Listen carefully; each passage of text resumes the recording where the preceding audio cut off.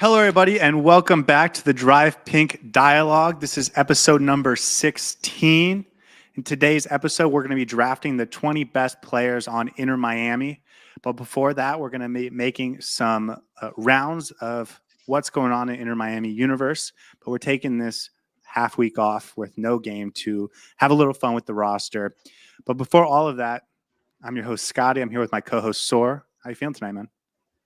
All good, man. Today we got a bit of a different one. I think it's a good time to just sit back and take stock of the team and how they're doing. And I think we've got an interesting, slightly controversial podcast, maybe. But yeah, excited for it. Yes, like I said, today we'll be drafting the 20 best players in order, and that'll be a fun discussion point. It feels like we've just been going pregame, postgame, pregame, postgame, pregame, postgame for a couple weeks now, so it was kind of nice to switch it up and do something a little different tonight. But before all of that, let's get to some of the quick hitters that's going on around Inter Miami world.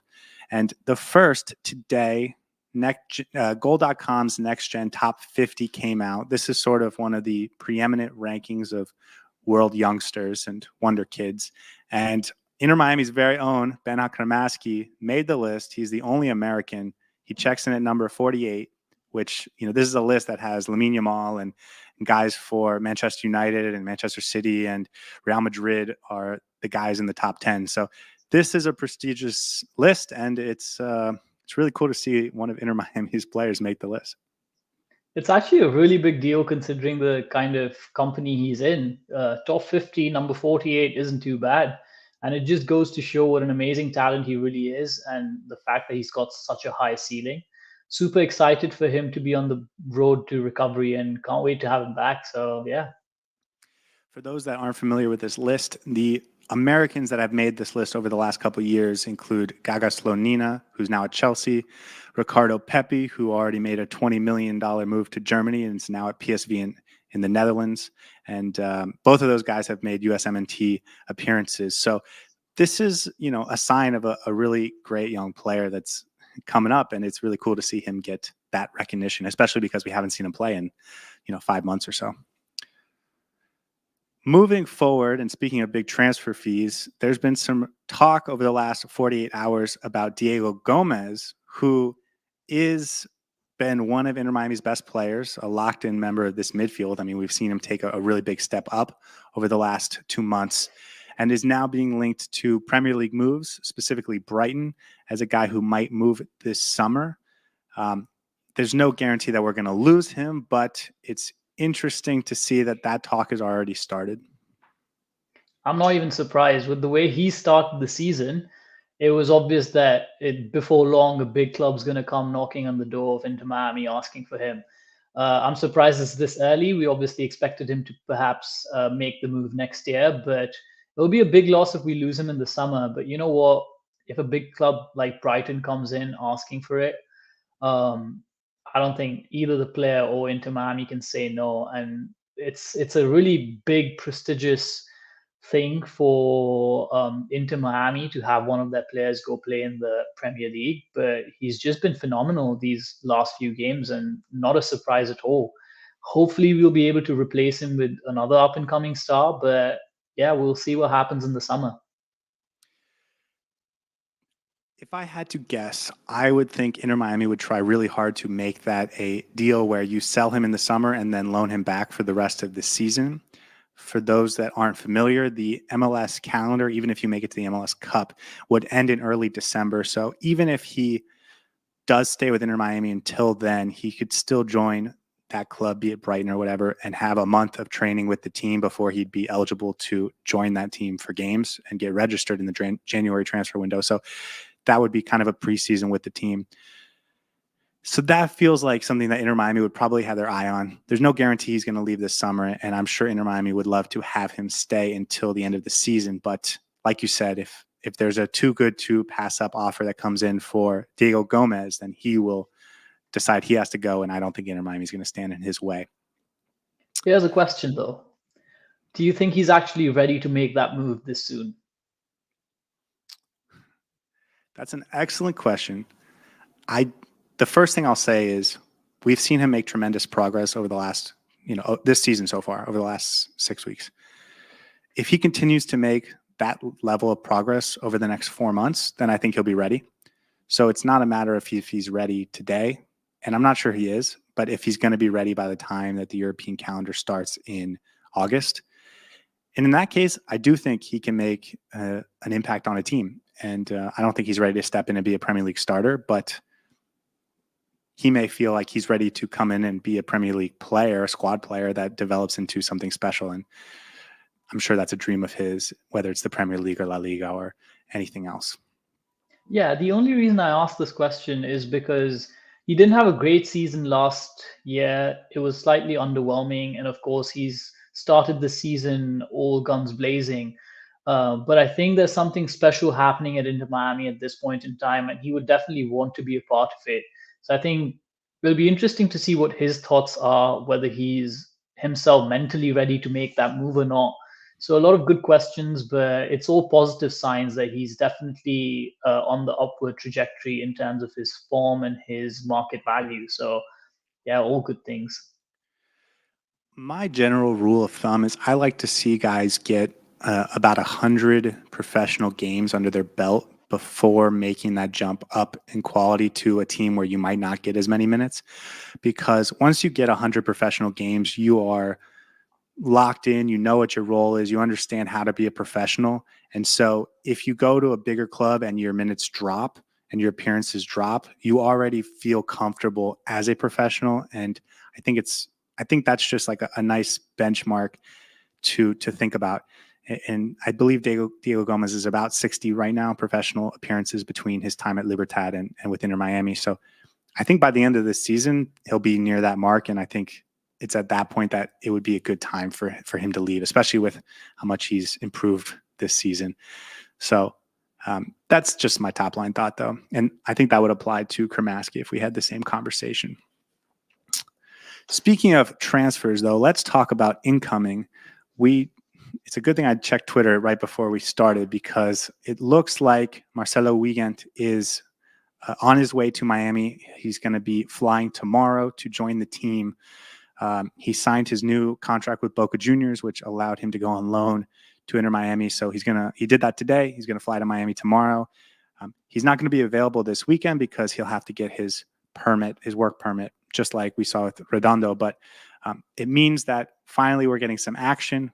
If this hadn't have happened right before we went live, I would have probably talked about how there was no update on this and how that made me nervous. So it's good to see that that's making progress. Yeah, for sure. That's a position that we need to fill up as soon as possible, almost yesterday.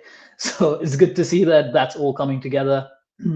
I would have obviously preferred to have him ready for the weekend, but there's still a bit of process left on that end.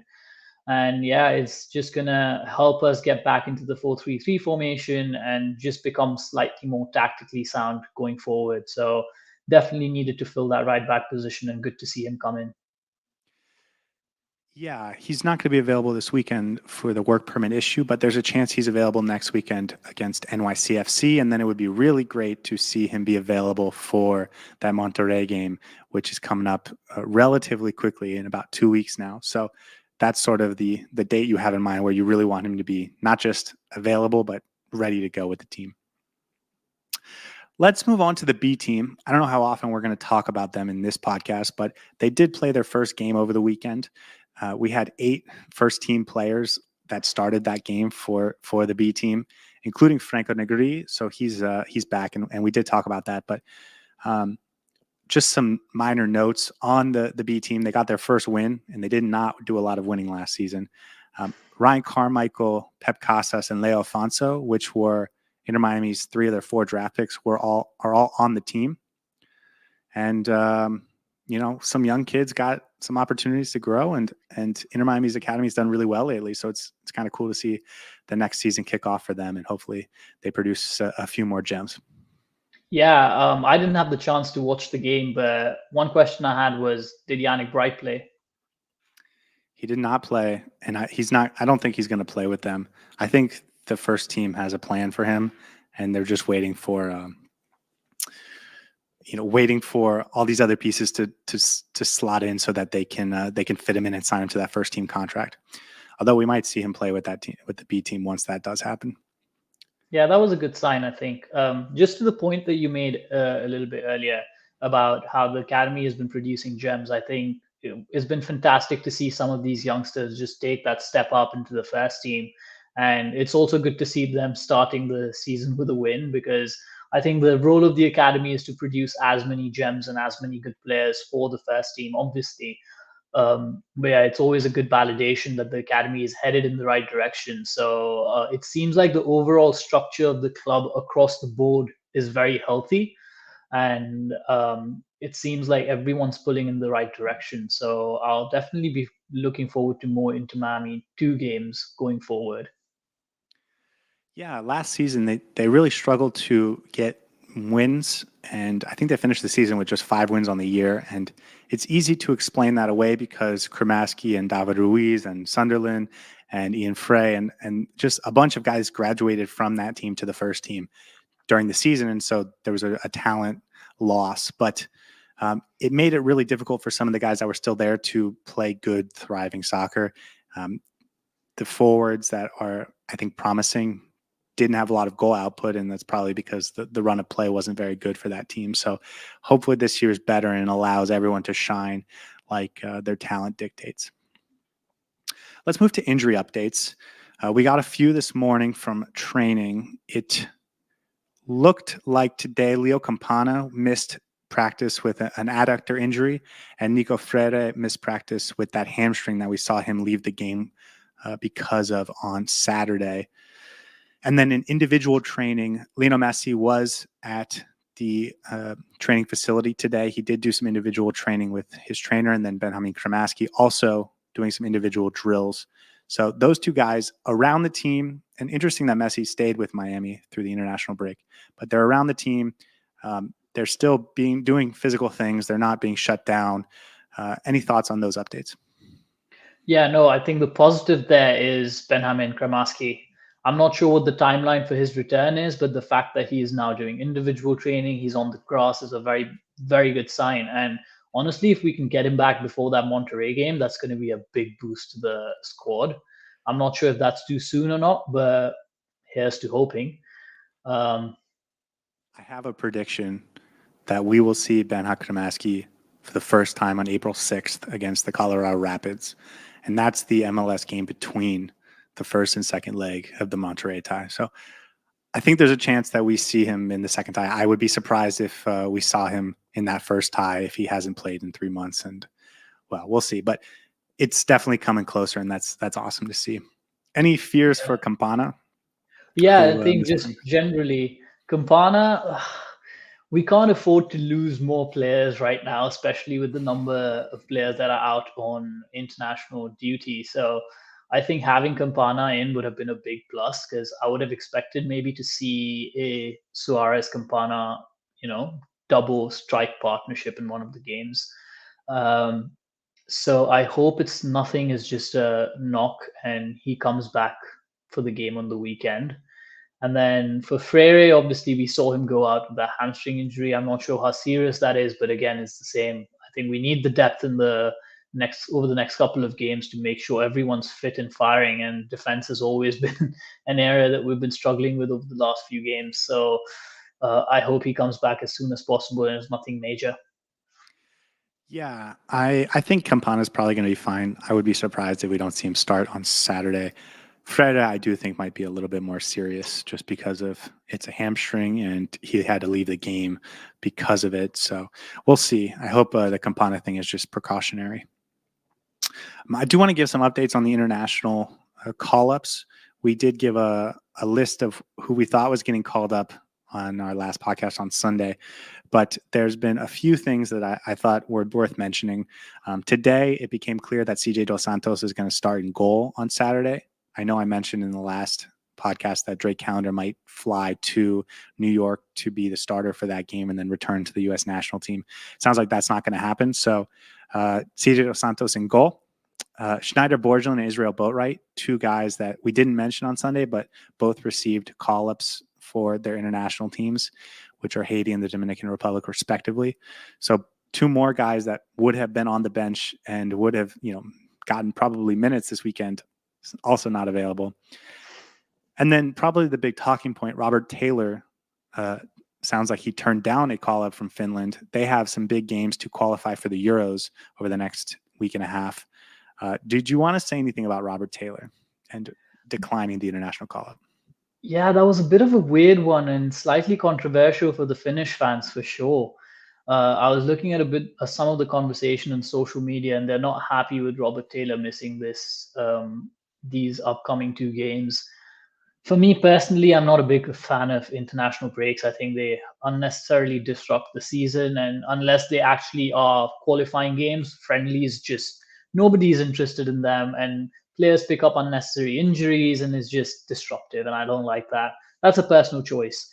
But in terms of Robert Taylor's decision, it's an interesting one. He mentioned that he doesn't seem to be fully ready or prepared for the international break right now, or he might be, nursing some injury, or he mentioned the packed schedule and the fact that he wants to give someone else who might be in a better position to do service to the international team.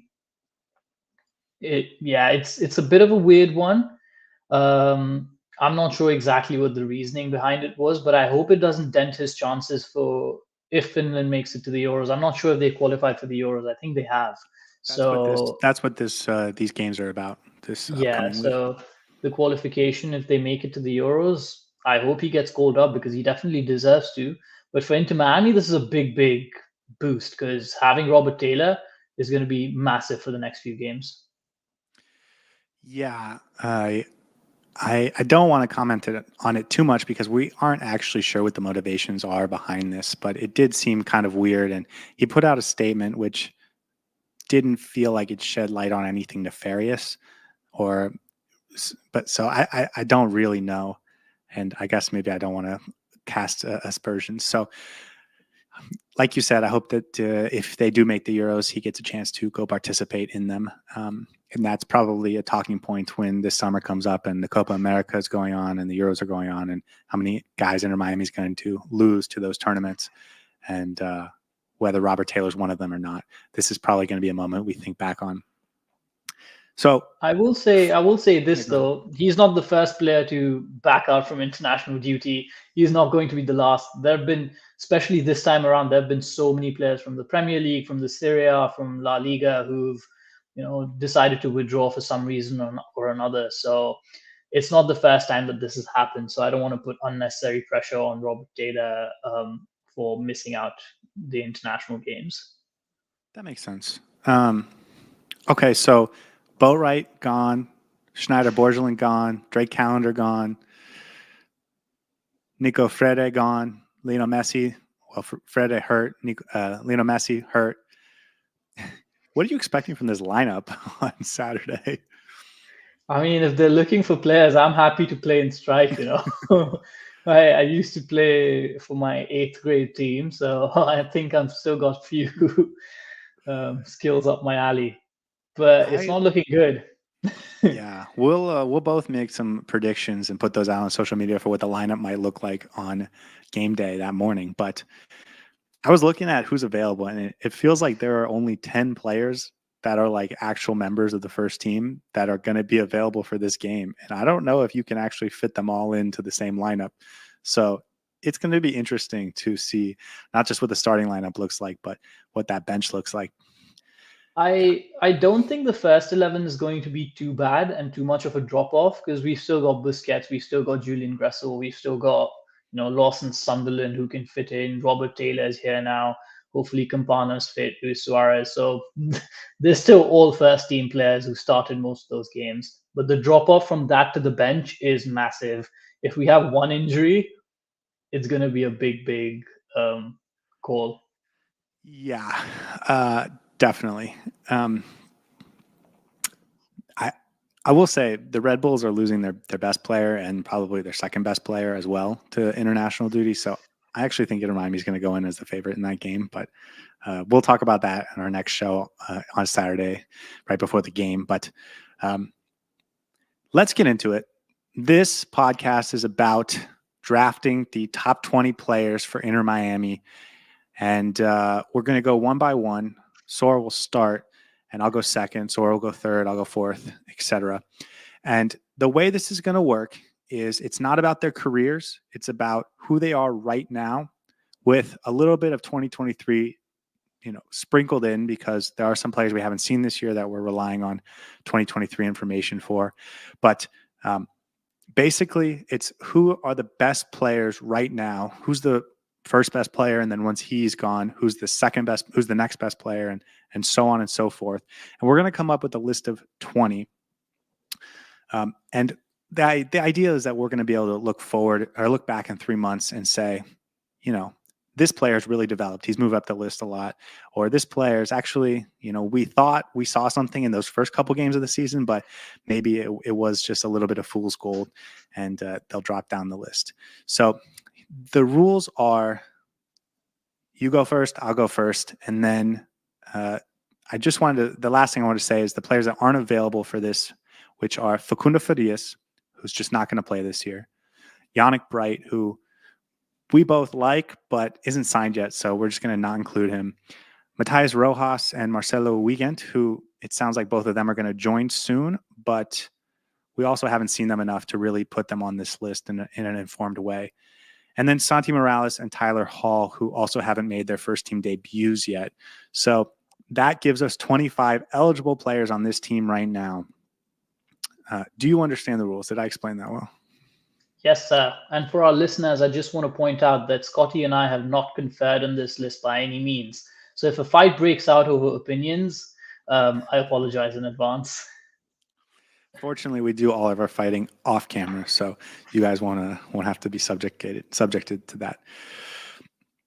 Okay, who's the first pick for the number one best player on Inter Miami?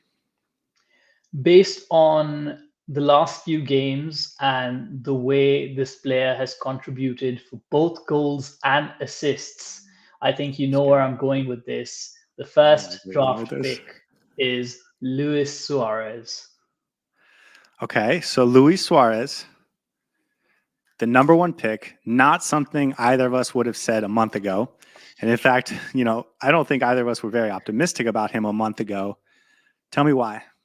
And I think the big question is why over the guy who is going to be my second pick? This is a player who is questioned incessantly by every single journalist and to some extent by fans for his ability to deliver for Inter Miami. There were questions about his fitness, there were questions about his motivation, and he's just absolutely shut up every single critic in the best possible way. And not just with his performances, but his impact in changing games. I think obviously he's the leading goal scorer for the team. He's on course for MVP level numbers. And whatever is said for him for the last few games that he's delivered for us is less. Goals, assists, playing as part of a team, chemistry with the front team, contributing in defense. I think he's doing it all. If you ask Taylor Twellman, he's doing it on one leg. But you know what? I'll take him over any other striker in the league every single day. And he's just been fantastic. So that's why I put Luis Suarez above the GOAT, Lionel Messi. Okay, I would have taken Messi first. I just want to put that out there. But I hear what you're saying. This man has a goal contribution every 40 minutes so far this season. That's more than 1.5 that he plays. I'm just looking at the schedule right now. He was the reason we got a point against the Galaxy. He got the game-tying goal in extra time, injury time. He had 2 goals and 2 assists against Orlando City, including the first 2 goals, and I think he's probably why we won that game. He had the game-tying goal against Nashville in the first leg of the CONCACAF Champions Cup. That really made us feel better about that second leg. And he had 2 goals against DC United, and we won by 2 goals when he came off the bench in the second half. So he's been the difference maker in terms of us getting a result in 4 of the first 7 games this season. Again, I would have put Messi first, but I can absolutely understand why at this moment you have Luis Suarez as number 1 because he's been incredible. He's been so incredible. Before we move on to our second number, there's another reason I picked him over Lionel Messi, and that's solely because he has played every single game. Messi has obviously been injured, and I believe the statistics are that he's only played 40% of the games or 60% of the games.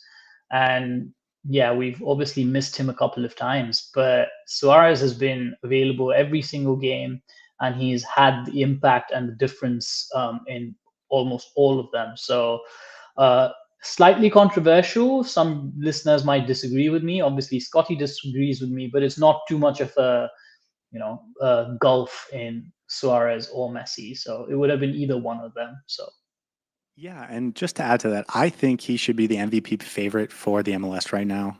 He is going to, I think, we talked about this over the last couple episodes where, is he going to get 20 goals, 20 assists? Is he going to break 50 goal contributions? I think he's going to do it, man.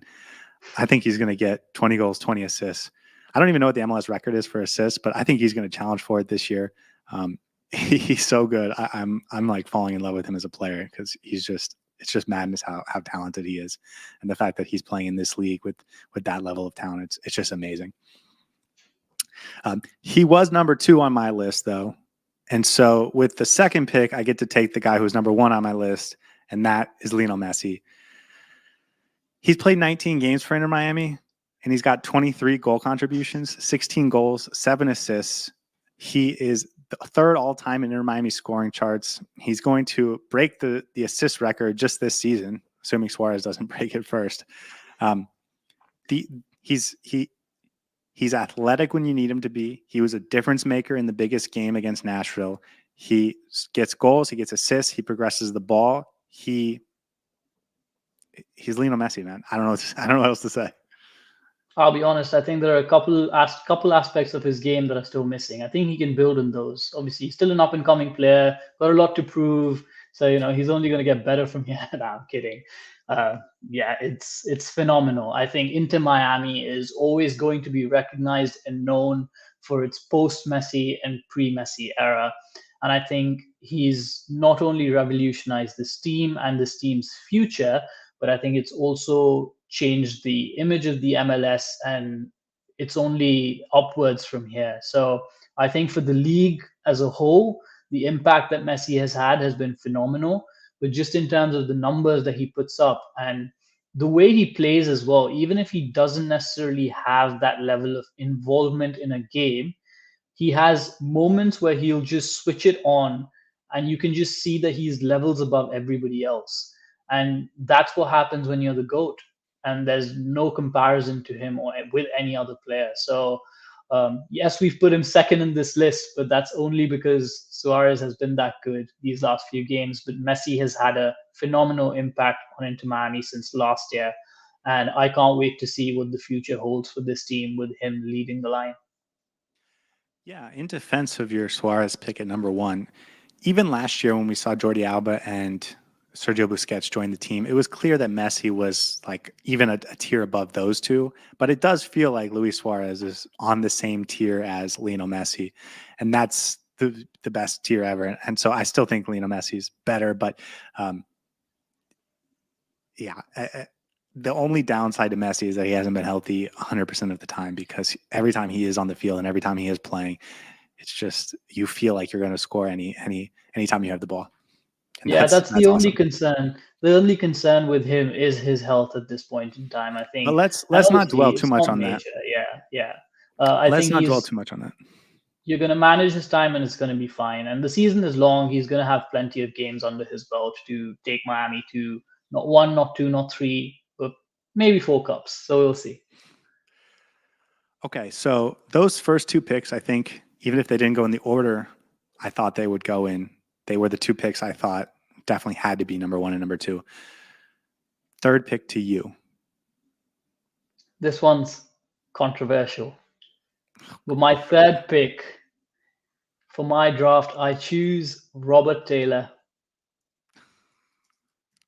Okay, why is that?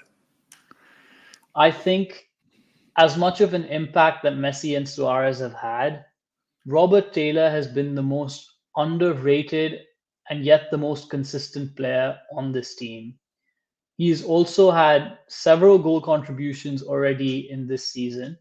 Obviously, he had a phenomenal run last year during the Leagues Cup, but this is a player who has so much talent, and the way he plays, the dynamism that he brings to the team, I think it's so underrated, and it just goes under the radar.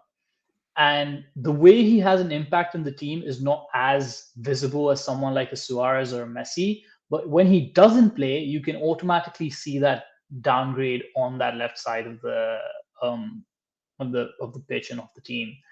Obviously, there were contenders like Alba, Busquets, Calendar, perhaps Gomez with the form that he's been. But I think just in terms of the consistency and the way you always know exactly what player is going to show up on the field when you choose Robert Taylor on your team is why I put him in that third position, because I think the impact that he has on the team, while may not be at par with Lionel Messi and Suarez, but it's massive.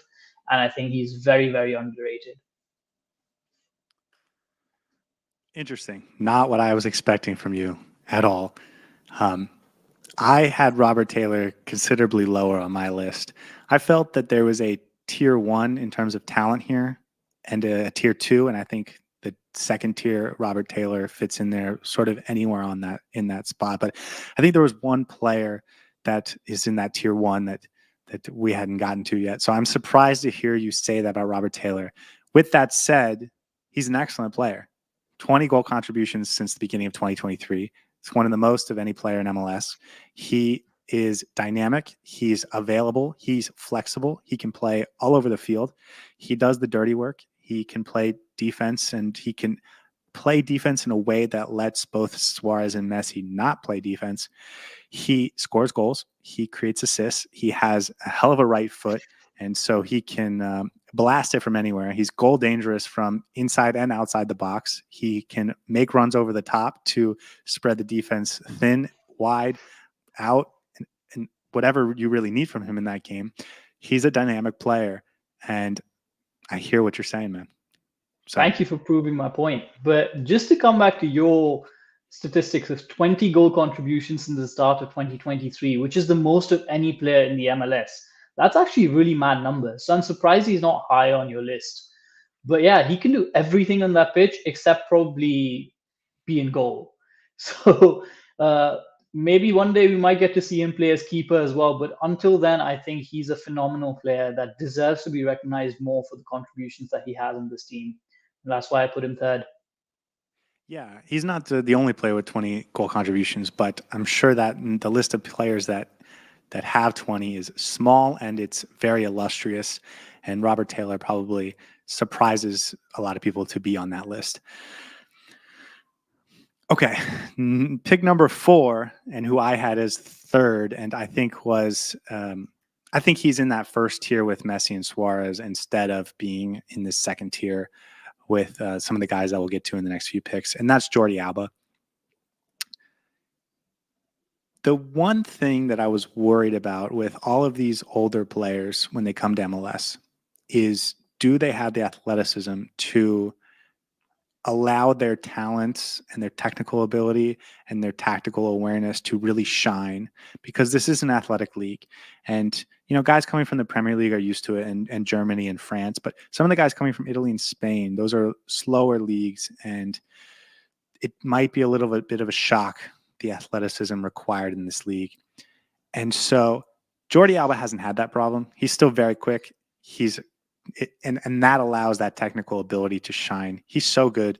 We saw about a week and a half ago against Montreal that he can decide, I'm going to be the best player on the field right now, and then does it. He is, to me, he's the third best player. He's who I had third, but he's going fourth in our draft. He's going to have goal output. He's going to be an organizer of the defense. He's got some flexibility on that left wing, or as a left back, a left wing back. I wouldn't be surprised if at some point, especially during the international window, if we see him playing as a forward. Yeah, I think there's just so much talent there, and he still has the athleticism to let it all shine how it needs to. And if even if Messi and Suarez weren't on this team, like, you would feel comfortable if Jordi Alba was the best player on your team. Yeah, I had him at number 4. So this tier list or this ranking has basically been my ranking so far. Thank you for letting me go first. But Jordi Alba is Yeah, he's probably one of, if not the best left back in the MLS. I think he has absolutely shown the absolutely. levels that it takes to play that position, and I think he has the athleticism, as you mentioned, but also just when he takes it on and when he actually takes charge to make the difference in the game, like he did against Montreal, you can just notice the difference in levels and playing quality. And this is a phenomenal player, and I'm glad that he still has so much to offer because again, the impact that he can have in that position and the way he just shows how to play as a left back, it's quality, and the lesser said, the more, the better. So definitely have Yeah, him in my top four. like you said, and not just the best left back in the MLS, but I think there's a very good chance, and I'm no MLS historian, but I think there's a very good chance he's the best left back in MLS history. He is so good, and the fact that we get him for a non-DP contract is just ridiculous. And but even over the last week and a half, we've seen that he can take over games. And I'll say this much, that I think he can still play in one of the European leagues. So the fact that Definitely. he's in the MLS playing at this level and making a difference is, we're so lucky to see him here. Okay, pick number 5 to you. All right. My pick number 5 is Sergio Busquets, because he is obviously class apart, one of the most talented midfielders the game has ever seen, one of the most cerebral midfielders the game has ever seen, absolute genius on the ball. Hasn't had the best start to the season, and that might be a reason that I put him below Robert Taylor and Jordi Alba. But I think he's absolutely phenomenal. And when it comes to playing his position, nobody does it better. Obviously, I think he might be losing his legs a little bit, and age might be catching up with him. But you're still going to take him in any of your top five. And if any other MLS team has the chance to take Sergio Busquets, they would take him. So for me, it's a no-brainer to have him in the top five. And as you mentioned, if you look at the talent levels in terms of the first tier of talent and the second tier of talent, he belongs to that first tier of talent just by virtue of the kind of career he's had and the kind of contributions he's made to Inter Miami and to the post-Messi era. So I think he deserves to be in that top five. I had I had Sergio Busquets a little bit lower. Um, we just talked about with Alba, where there's a concern if you go to the MLS that you don't have the athleticism to allow your tactical and technical abilities to shine as well as they could.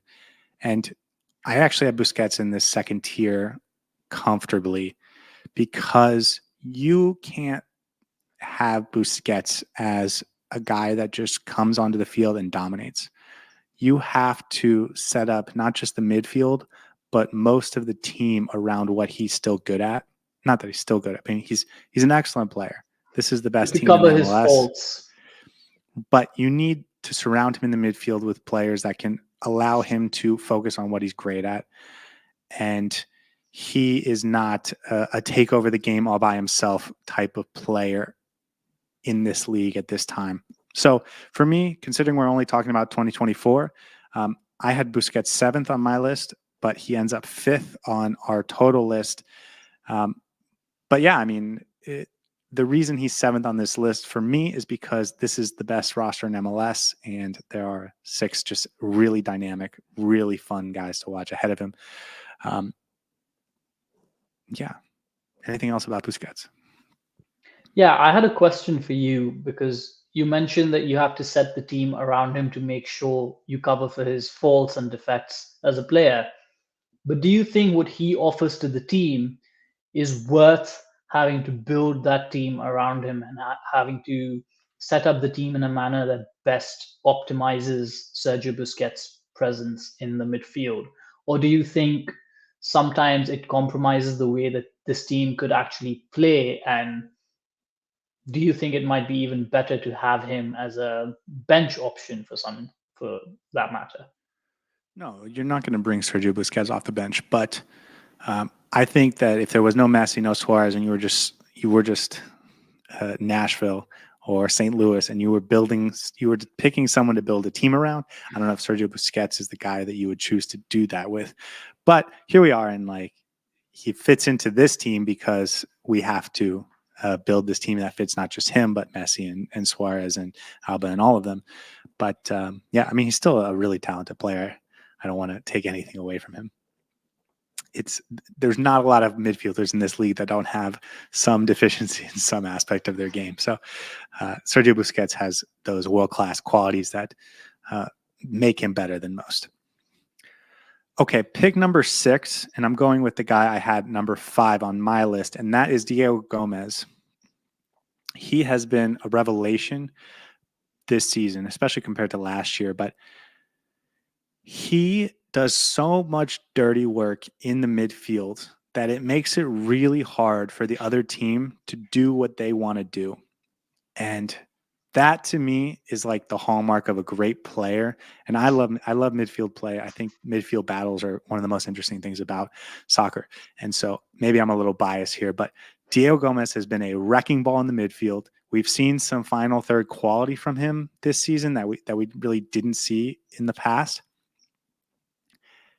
He's a guy that you really want on your team, no matter who you have, no matter what style you play, no matter what formation or what you're trying to accomplish. This is a guy you want on your roster, you want playing for you, because he's a dog, man. He's so good. Yeah, we spoke about this earlier. He's capable of making that next move to the top 5 European leagues, and that could be very, very soon. So that just goes to show the quality of the player that there is in Diego Gómez. He's been phenomenal these last few games. He's been phenomenal since the start of the season. I think when Diego Gómez plays well, this team automatically just can potentially destroy any other team in the MLS. The only gripe I have with Diego Gómez is his running form. Someone needs to teach him how to run properly, because he runs with a hunchback, and it's so funny to watch him run. But other than that, you know what? He does his job superbly. As you said, he disrupts the opposition's midfield and stops them from playing their optimal football. So for me, I think I completely agree with your decision of having him in the number 6 position. Obviously, I know you wanted him in the number 5 position, but for me, I put him in the number 6 position. And I think he's going to be transformative for this midfield for however long he plays for Inter Miami.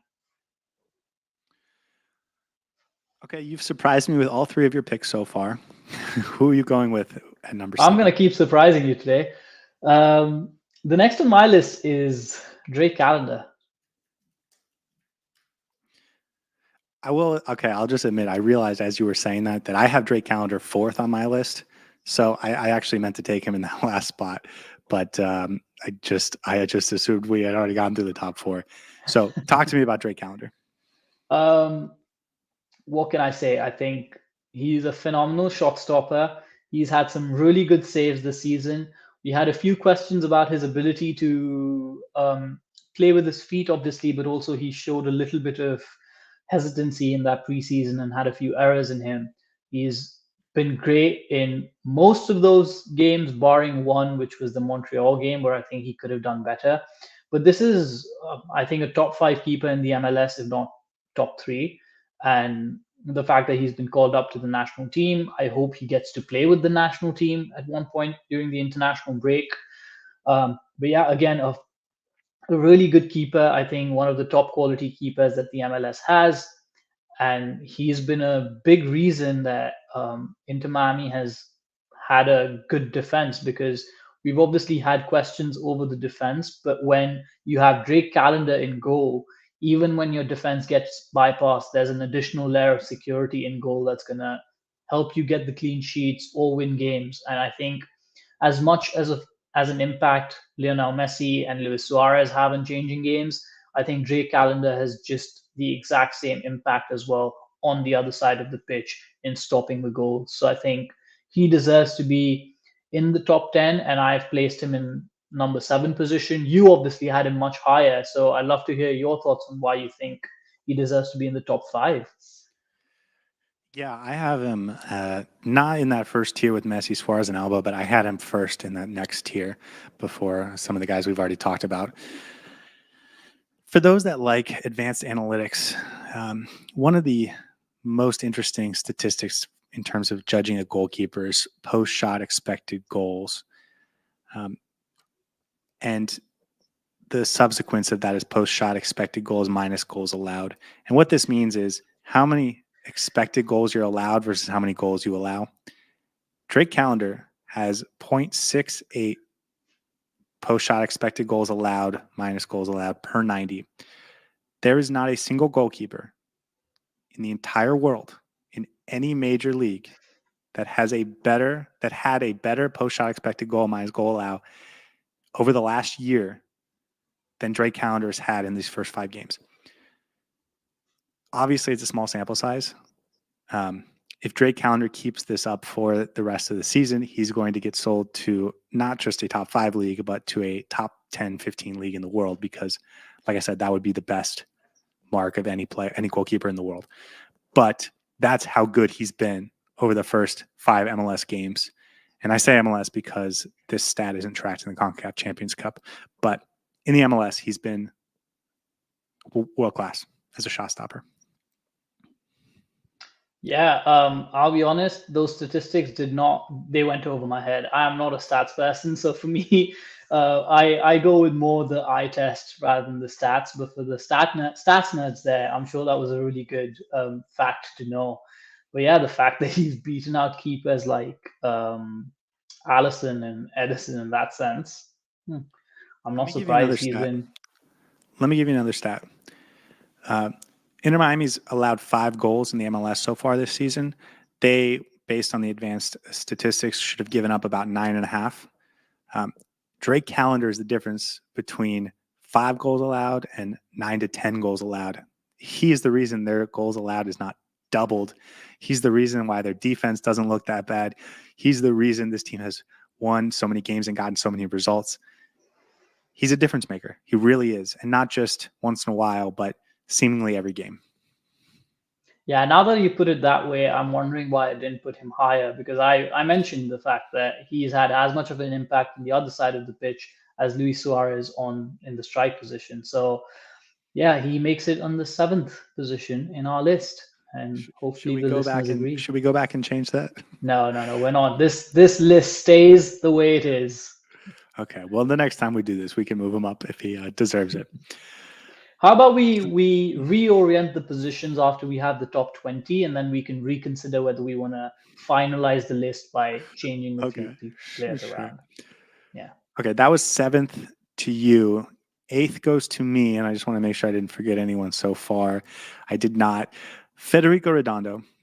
He is a big money signing. He is supposed to be a star, and I think we've started to see it. He's long. He's not quick, but he's fast. He's relentless. He's got good technical ability. He had a few turnovers in the first game and a half, but he's really cleaned that up. He's good in transition. He gets the ball forward. He's good defensively. He's going to be good on set pieces. I mean, he talk about a guy that's going to have a bright future in Europe. Yeah, and I know you were slightly hesitant when we signed him because of his athletic ability. So it's good to see you come to terms a little bit with what a player we have on our hands. I was super excited to see him play for Miami, and I didn't actually expect him to start fitting in so early in terms of his adjustment period. And I thought he'd still take some time before he hits the ground running. But the last couple of games, especially, he had instances where he just dominated the midfield, and his ability to pick the ball and run with it, and his strength on the ball. I don't think he's the fastest, but on his strength on the ball is really something that's going to be very useful for him in this league, especially. But even his passing range, I think he keeps things very simple. He has the ability to switch the ball from time to time. He can play the long ball, he can play the short ball. He had the pre-assist for Campana when he passed it off to Suarez to score that easy tap in against DC United. And I think he brings an element to this midfield and a balance to this midfield that was previously missing. So I think he was definitely that piece of the puzzle that we were missing going into the season. And I'm glad to see that he's settled in so well. And I think he's, again, going to be a major, major difference maker that will allow this midfield to flourish the way it will going forward. Okay, that was pick number 8.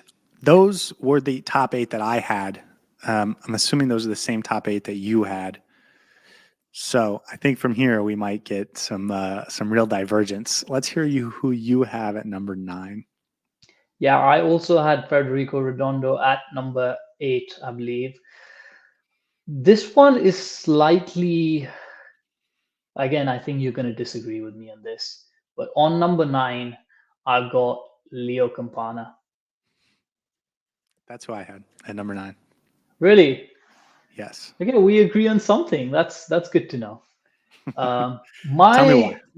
Yeah, my rationale to put him in that position is because I think this is a player that would start for any other team in the MLS as a striker. I think he's definitely top quality in terms of his output. He has the ability to score more than 10 goals a season and have at least 15 to 20 goal contributions. But the fact that he hasn't had the chance to start too many games since Suarez has come in, and yet he comes off the bench and still is able to get either an assist or a goal, it speaks volume as to the impact that he can have on this team. I think having a striker of Campana's quality, dare I say, he's probably the second best, or he's the best second striker in the league, or the best backup striker in the league. And yeah, I think he deserves to be recognized for the contributions that he makes off the bench. And I hope going into the season, he gets a few more chances to start and maybe even start next to Suarez, because I think they've definitely got that chemistry going. And we all love a old school 4-4-2. So why not put them on the pitch together and see how that works out sometimes? Yeah, I just looked up as you were speaking there a list of strikers in the MLS, and obviously Luis Suarez. But other than that, Cucho Hernandez, Kuipers for Chicago, Yakumakis for Atlanta, Peter Musa for Dallas, Chicho Arango for RSL, maybe Klaus for St. Louis City. I don't know if there's a single other striker in MLS that I would take over Campana. Alan Pulido for Sporting KC is pretty good. But he's like, I mean, I'm a big Campana fan. So to me, that's like, it's easy to put him here. He would score, I think he would score 20 goals if he was the number 1. He's never gotten that opportunity in Miami because we've paired him with Higuain and Jose Martinez and now Suarez. So he's never had a chance to be that number 1 all out. But he's so good, man. And he's going to come onto the pitch and he's going to score goals. And I love it, man. I love it. Completely agree with you on that. All right, give me a number 10. So that was sort of the end of my second tier. And I think we're moving into my third tier. And I think I have to give it to Julian Gressel here. He's been good. I know in the preseason we thought he was going to struggle to find his role on this team, at least early on, and he didn't. As soon as the season started and the games counted, he was the real deal. I think he's been a little bit better in the midfield, but he can create offense, and he's just a solid all around player that you can feel comfortable moving him around, and that he's going to give you a professional performance. Yeah, I had him in 11th position, so I sort of agree with you on this. I think there's a player and a half there. Of course, we've seen his quality playing for Atlanta, sorry, and we expect a lot of him. He obviously hasn't had as much um, goal and assist output as we would have probably expected of him. But I think that's also by virtue of the fact that he's played in multiple different positions. But I think he's going to be a very crucial player for this team for one thing and one thing alone: his versatility and his availability. I think the fact that he can play in multiple positions is absolutely necessary for the MLS and for the squad depth, because you can plug him in when we have players absent. And then the fact that there's not much drop off in quality when he plays right back and when he plays midfield. I agree with you. Midfield is his better position, but I think the drop off in quality isn't as big, and that's again a really big quality to have. And I would like to see him obviously get more involved in the goals and the assists, but there have been a couple of instances where he's shown glimpses of the kind of pass that he can play and the kind of interplay that he can have in the final third, and then also the kind of impact he can have on defense, because I believe against Orlando, him and Diego Gomez together were the big disruptors in the number 8 position, and that absolutely nullified the Orlando midfield. So he's got both elements to his game, and obviously as the right back position, he always has that defensive side to his game. So I think overall a versatile player, again a very important player for us. He could definitely break into the top 5 when he hits his form. And that's what I'm expecting of him. I think when we do this again in a few months' time, I would like to see Julian Gressel in that top 5 position, because I think he has the capability and the ability to make a big impact on this team, and hopefully he kicks on. Just to add some numbers to that, he has 2 assists on the season, but he has more big chances created than anyone on the team, including Suarez, including Messi. So, I think about that chance against Montreal that he set up for Robert Taylor. Is like he's had, I think, 2 or 3 of those types of moments where he creates a really good opportunity, and either the guy doesn't finish or the goalkeeper makes a really big save. I also think he had 1 or 2 goal scoring opportunities in those first 2 games that he just he should have hit, but he missed. But it feels like he's 2 or 3 moments going a little different away from us thinking of him as having one of the bigger impacts on the team. So it's definitely there. Okay, pick number 11 to you. Who you got? I'll be honest, from 11 to about 14, I can maybe still reconsider switching a few players here and there. Obviously, in 11, I had Julian Gressel. I think I agree with his position in the number 10. I think he, especially after hearing a statistic of the amount of big chances that he's created, I think top 10 is definitely maybe even an injustice to Julian Gressel. Maybe he could be higher. But for me, number 11 is Tomas Toto Aviles. As a 19-year-old, for someone who's played practically every single game, um, I think he's been great. He has a few errors in his game, but his defensive game has improved. And I think he's a big reason why Inter Miami's defense has looked decent, if not amazing, but decent in the last few games. And I think he's young, he's quick, he's got the defensive positioning, he's got a good mind on him, he's got a good head on him, and I think he's going to grow into his role and probably become the number 1 defender for this team moving forward. So I think a lot of potential here, but I think he's one of the main reasons that our defense has been solid in the 4-3-3 especially. I think all of them have looked vulnerable in the 3-5-2, but specifically when he plays the 4-3-3, he looks really good, and he's always the partner to either Freire or Christoph. So I would like to put him in the number 11 position. Yeah, I think he's the best defender that we've seen this year. He's certainly the most toolsy of the defenders, especially that we've seen so far. He's got good size. He's very physical, and he's got like a nastiness to his game, which I like. He has a few moments where he sort of mentally switches off, but he's also only 20, and that's sort of the type of thing you get when you throw out a 20-year-old defender to start every single game. But I mean, that's the point. He starts every single game. I don't actually, he's only 19 still. He starts every game. He's our number 1 center back. If you're trying to decide who's going to be the partnership, it's going to be one of those 2. It's going to be him and then one of the other 2. Yeah, good pick. Where did you place him on your list? I had him a little bit lower, but I think you'll see with my next couple of picks why. And I think probably we'll have a similar reasoning.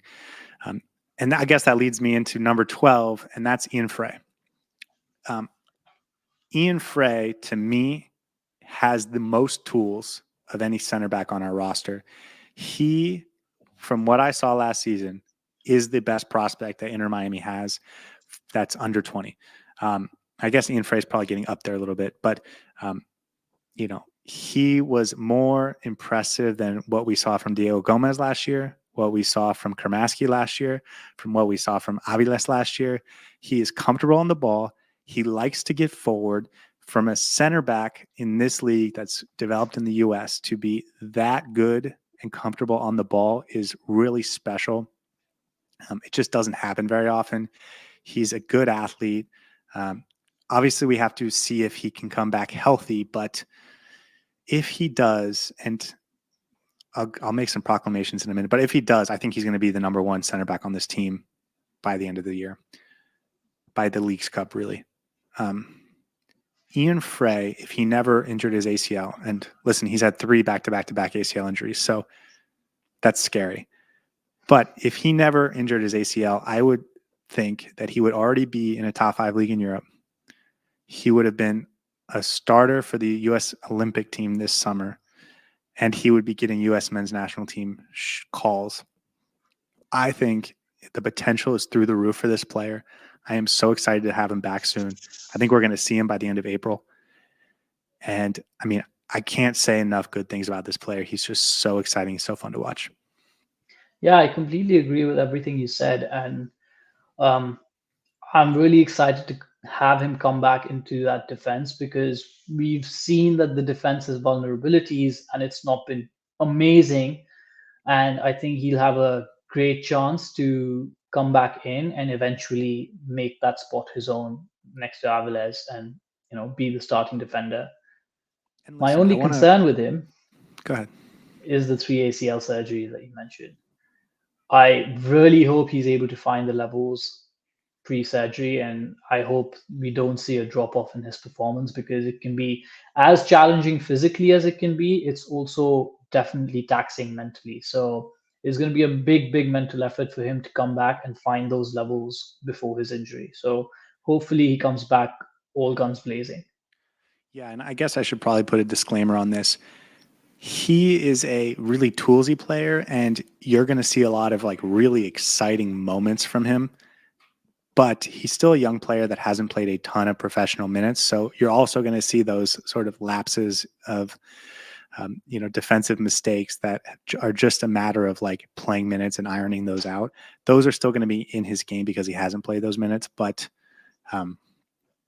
the tools are off the charts, and you're going to watch him drop. You're going to watch him dribble the ball into the front 3, and you're going to think this is really wild to see from a player at Inter Miami.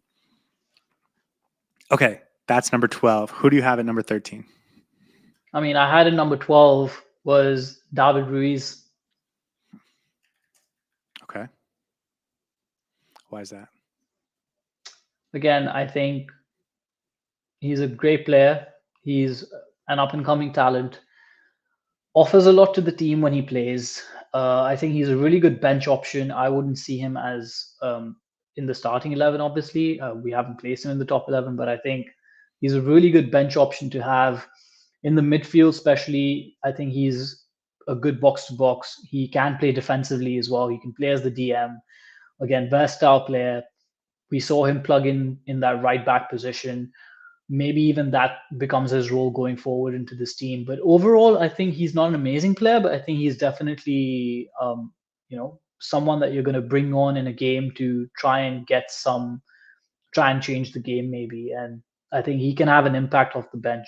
And I think of the players that are left on this list, and I know I'm missing out Benjamin Cremaschi, but I've put him above Benjamin Cremaschi because I think he has played really well so far these last few games whenever he's had the chance, and hopefully he can be that difference maker off the bench.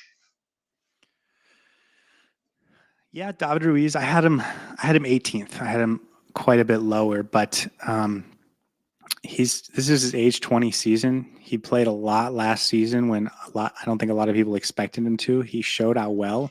He's got some goals in his game. He's flexible. He can play throughout the midfield. he can play as a right back, or at least he's learning to play as a right back. And he's a good, solid player. And if you see him in the starting lineup, you feel good about it. You feel comfortable with him. But it's criminal to put him above Cremaschi, who I have at 14th. Maybe we're forgetting about how good Benjamin Cremaschi is. He was, for a large portion of last season, in my opinion, the only offensive threat that Inter Miami had, where if we were going to score, it was going to be because he did something to make it happen. And yes, Campana was around to score the goals, but we weren't going to put him in a position to score the goals unless Cremaschi was doing it. Him as a 10 last season was the most exciting part of the first half of that season, and he has a special place in my heart because of it. He had 9 goal contributions last year, 3 goals, 6 assists. He was just today ranked in the top 50 wonder kids in the world. He's so good, man. I'm really excited to get him back. He's going to be a lot like Diego Gómez in the fact that he runs hard and he's pesky and he gets in people's faces. But I actually think he's better offensively. He's better going forward than than Diego Gómez. And I think, we see Julian Gressel and Diego Gómez and Redondo and Busquets in that midfield, and we think, where are we going to find time for Cremaschi? And I think Cremaschi is going to say, no. Where are you going to find time for these other guys? Because I'm playing.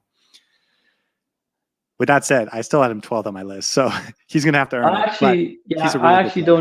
I don't disagree with you at all. And the only reason I put him below David Ruiz, because I had him next in the 14th position, is because of his injury and the fact that he hasn't played a game yet.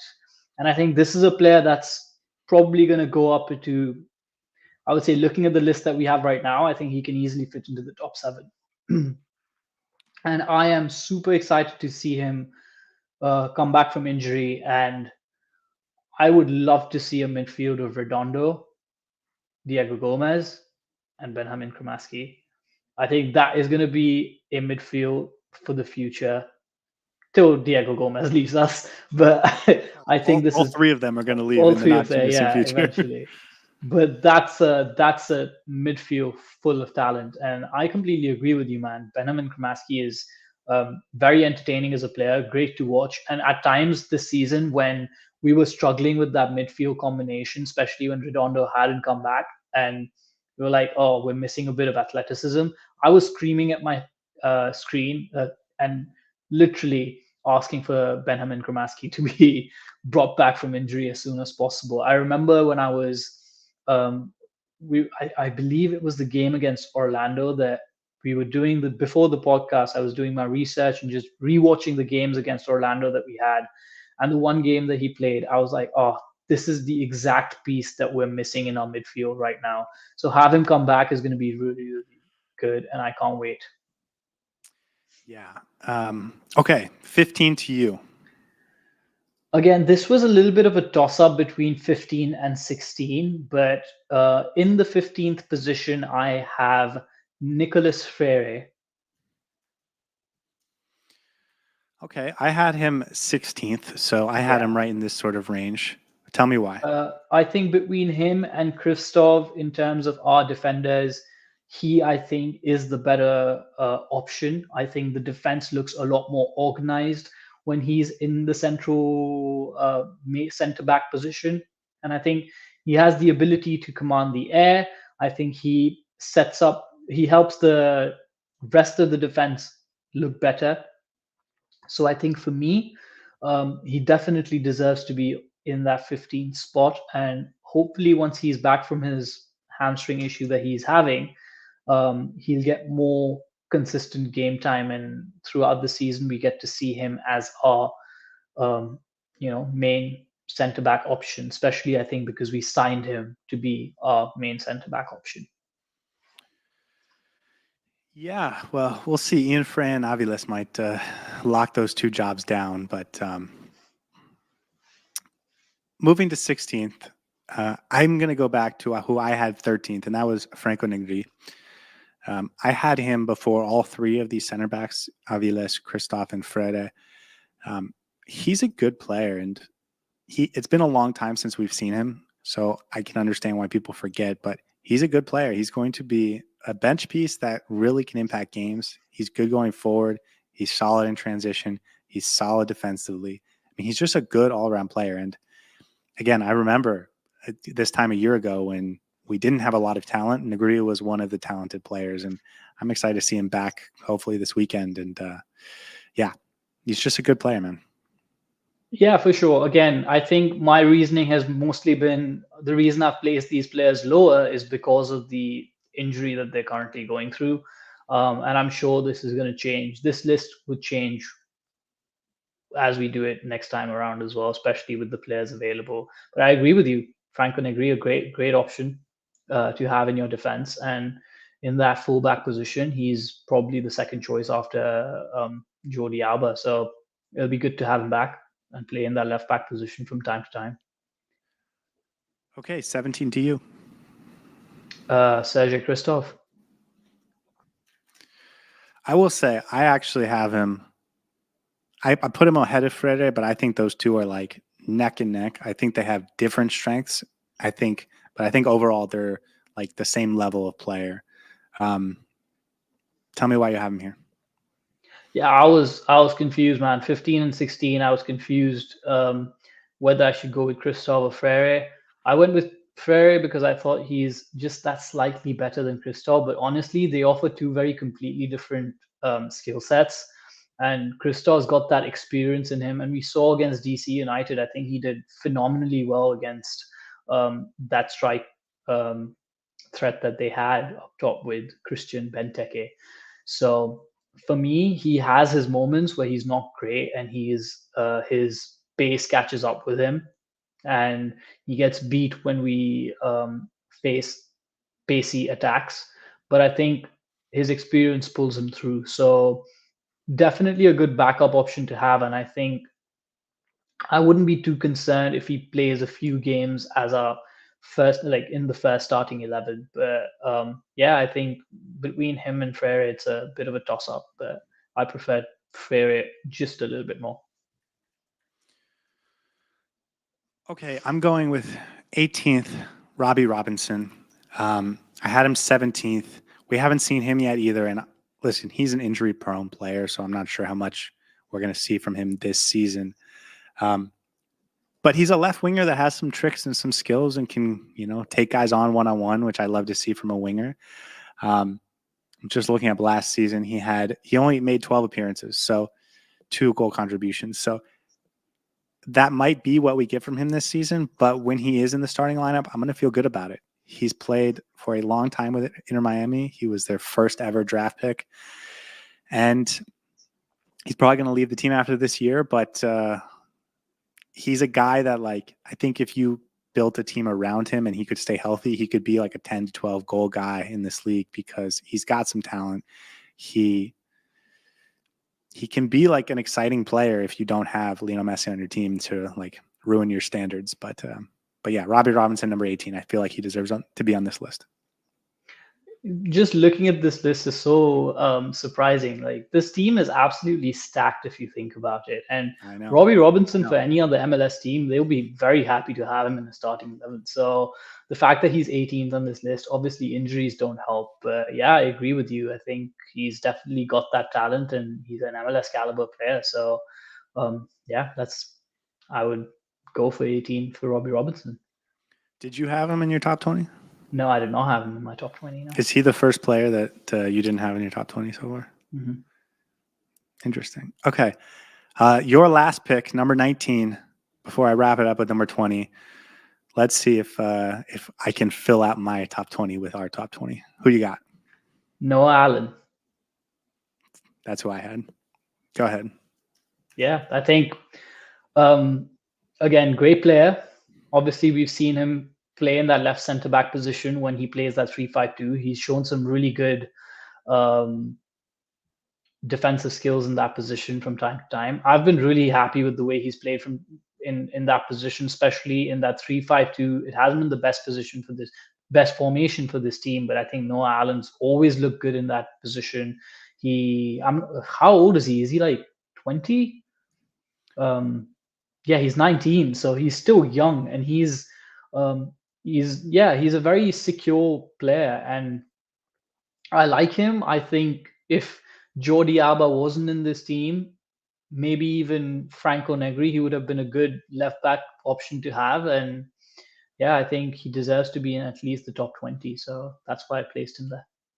Yeah, there are teams in this league where he would be their number one left back Yeah. because, if you're even Inter Miami this time last year, where you're not really competing and you're trying to give young guys a lot of minutes, like Noah Allen would be your starter. Um, this team has Jordi Alba and Franco Negri and is trying to win every single game, so it's going to be a little bit more difficult for Noah Allen to get that run in, but he's adapted to being a center back, and like for a guy that grew up as a left back and a guy that played down the sidelines, he's adapted well, I think.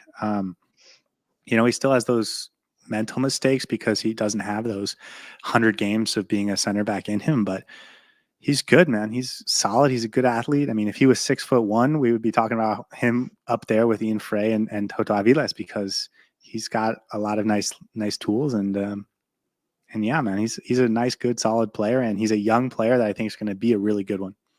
And we have to realize, like, Tata Martino sees him as a left back. No, sorry, a center back. So he, by his natural position, is a left back. So he's still adjusting to that new role in this team. And we'll see how he deals with that and how he adjusts. But definitely a really good option for this team. All right, Seth, wrap it up for us. I am going to wrap it up with Lawson Sunderland.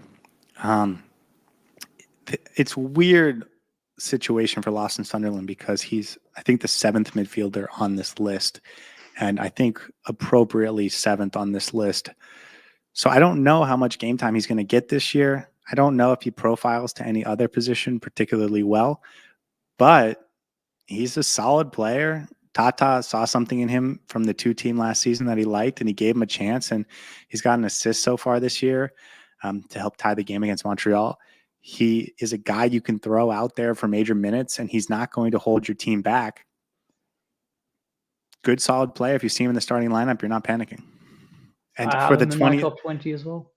For the 20th guy on your on your team, to have a guy that you just feel comfortable with him in the starting lineup, that's pretty good, man.